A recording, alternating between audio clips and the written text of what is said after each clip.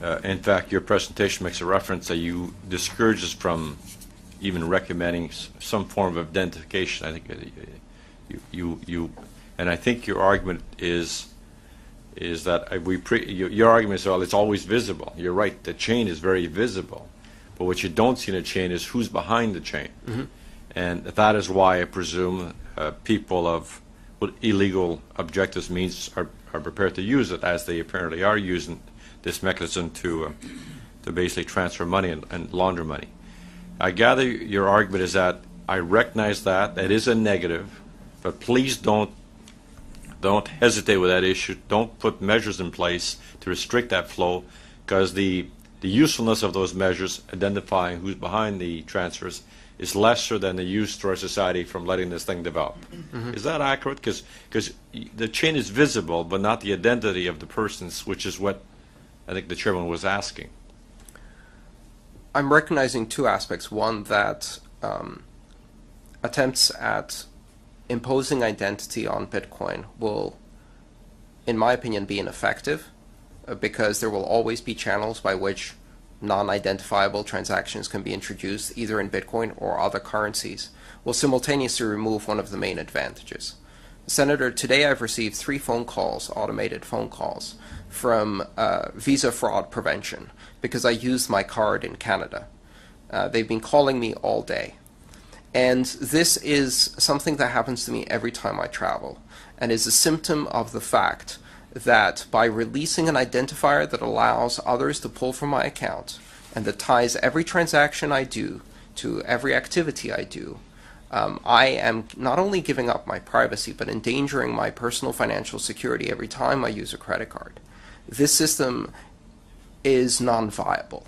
I watch every few weeks on the news that yet another group has had 50 million consumer credit cards and identities lost. And for the average consumer, that means months of identity protection and risk.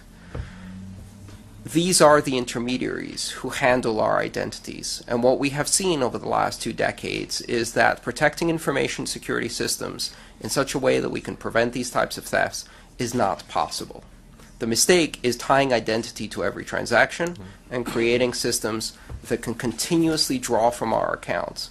Bitcoin is fundamentally different, and to break that in order to tie an identity that anyone can easily bypass if they have ill intent would not result in protecting us more, but it would result in harming consumers. But conclusion being is that you acknowledge that this form of system could encourage money laundering, but you're arguing is that you acknowledge that, but please don't do anything about it because the benefits for our society from this form of transfer is more important. Is that your argument in principle? I gather that's what you're saying. My argument is that the invention of blockchain technologies actually allows any of these systems to be used for ill intent without identity, and there's nothing that can be done to stop someone from using them. Or should even try to stop it. I think that that would harm the vast majority of people who do good with it. Okay, I know. Now let me talk to you about, I guess we're a little bit older than you are, but and every time we achieve certain points in life, if you look, I look at central banks because that's, I guess, we're a banking committee. They come across with new theories every 20, 30 years about either money supply or money growth or control inflation. That's all. They're control currency. And we always learn 30, 40 years later, well, sorry, we got it wrong. And things like shit happens, in other words. So having said that, when I look at your algorithm and you sort of say, we're going to predict the necessary growth of this currency, it's a form of transfer, and we got it right. But I highly suspect 20, 30 years from now, I said, well, you didn't get it right. Now, clue me in. What's the 1 or 2 things you got wrong when you say that, when you project the future? Where's the 2 things of weakness you say, I could have got it wrong, and here's where I may have gotten wrong? I think what's useful to understand is that Bitcoin's monetary policy is just one recipe that is possible, and what Bitcoin and other currencies like that allow us is to implement monetary recipes at will and then fix them in place for each one of these currencies. And if Bitcoin's monetary recipe is wrong, people will move to another currency that has the same characteristics of decentralized organization but with a different monetary recipe. It is simply one of the possible choices. I don't know if it is right or wrong, but I do know what it's going to be in 30 years exactly for Bitcoin. I can tell you to the millionth decimal point exactly how many currency units will exist in 140 years from now in Bitcoin. And so what it provides, whether you like that recipe or not, whether you agree with it or not, it provides certainty, it provides predictability, and it allows people to adjust their expectations for that. Whether that's the right monetary policy or not, well, with this new model, you can build your own currency which has a different monetary policy, and if it's better, it gets to win. It's an open competition. The supply is defined, given the algorithm formula. But people like our chairman would have bought this unit, so maybe the supply is limited, but will it be equal to the demand growth? Who knows? And therefore, nobody knows. That price of that currency may fluctuate immensely if you got that wrong, because obviously the purpose of the algorithm is to project as reasonable as they can that future growth. But it may not be. So maybe the supply is defined, but not the price. And therefore, if you get high fluctuation of value, it's going to discourage its use. Absolutely. And I think at the moment volatility is a reflection of very low liquidity in Bitcoin. But Bitcoin has a very specific recipe, and that recipe is to simulate the supply curve of a precious metal like gold. And that is a very specific monetary theory. Now, if there is a different monetary theory, you can build a different currency using blockchain technology. You could even build a blockchain technology currency where monetary supply is defined by a committee of 12 central bankers, and then invite users to adopt that. It would still be more transparent than our current system of money. Thank you, Chair. Thank you. Who are Bitcoin's biggest detractors, and why are they enemies of Bitcoin? I'm not sure who are Bitcoin's biggest detractors. I can tell you that I, along with every other passionate advocate I know, started off as a detractor. I think it's important to note that my initial response to first understanding or first identifying Bitcoin was, this is nerd money, it can't possibly work. In fact, when Satoshi Nakamoto invented Bitcoin and announced it on the crypto mailing list, everyone around him responded in pretty much the same way. The circle of advocates, which is now numbering in the millions, consists entirely of people who started out as very strong skeptics. The difference is, the first time I saw it, that was my reaction. The second time I read the paper and understood that this was not a currency, it was a decentralized network model for financial security and trust, which allows currency, but also allows many other things. And that literally blew my mind. And then I understood this was much bigger. So we all started out as skeptics. I don't know if all the skeptics become advocates over time, but I do see that most people who look at Bitcoin carefully very quickly understand that there's a lot more than meets the eye to this. So what would be Bitcoin's biggest threat to growth? Would it be having people overcome fear of their unknowns? Would it be the security aspect, the level of technology available, or the individual nodes that might not have the security that the whole system has? I think there are some very significant security problems related to the ownership and control of Bitcoin keys and Bitcoin wallets for the end user. The simple truth is that we've been doing information security for a handful of decades, and as an industry, that industry is not very effective at doing it, whether that's trying to protect credit card numbers or Bitcoin for the end user. The nice thing about Bitcoin is that that risk is compartmentalized so that there is no systemic risk. Over time, I think we're going to see the development of more secure mechanisms like hardware wallets, such as the ones that are beginning to appear in the market today. And so for every problem I see in Bitcoin, as an entrepreneur, I simultaneously see a tremendous opportunity. I think if you go back and look at the history of disruptive technologies like this, in 1994 there were dozens and dozens of articles about how the internet would fail because no one would be able to ever find anything on the internet. Sergey Brin and Larry Page decided that was an opportunity, not a problem. I think with Bitcoin, each one of these problems also is possibly a very innovative new financial industry that can offer solutions. Okay, thank you. I have one more question, Chair, if I may. So, of the millions of users of Bitcoin currently, who would constitute the biggest user group? International financial transactions, or what? Like, who's the Who's the biggest user now, or the one with the highest plurality? Well, honestly, I think there are a few statistical surveys that provide some insight into that. I'm not sure about the exact numbers. I think the most common use for Bitcoin is charitable giving, donations, and tipping.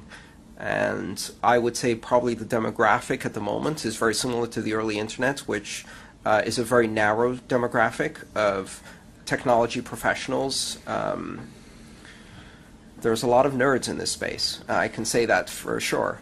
But it just follows the same path as any other technology. It's becoming more and more broadly appealing to a broader demographic over time. For me, the most interesting thing is not what Bitcoin can do for Western developed countries, because we have fairly sophisticated banking systems. I am fascinated by the idea of being able to deploy Bitcoin on a Nokia feature phone in Kenya, in Lagos, Nigeria, and bringing online to a global economy people who have never had access to financial services with international credit, and who could now be connected to everyone else in the world on an equal footing. That is very exciting to me, and I think that's where the greatest need lies that Bitcoin can fulfill. Okay, thank you. Thank you, Chair. What would be your guesstimate to develop and create a similar cryptocurrency? I'm not sure I understand the question. Well, you know, there's, as you said, there's like 500 different currency on the networks. What would be the cost to develop and create a similar cryptocurrency as Bitcoin? Well, every day somebody decides that Bitcoin isn't the correct answer, and they have a better one, and they go ahead and choose to try and build a better cryptocurrency. The thing that blockchain technology has done is it's taken the very natural inclination of people to create currency as a form of language, as a form of expression of value, which exists in every society, whether it's from prehistoric times with beads and feathers to modern times with company money, company scrip, and all the forms of currency that existed before federal, nationalized, monopoly money. That possibility of not only creating a currency, but that currency being instantly, from its creation, global, secure, fast, predictable, and transparent.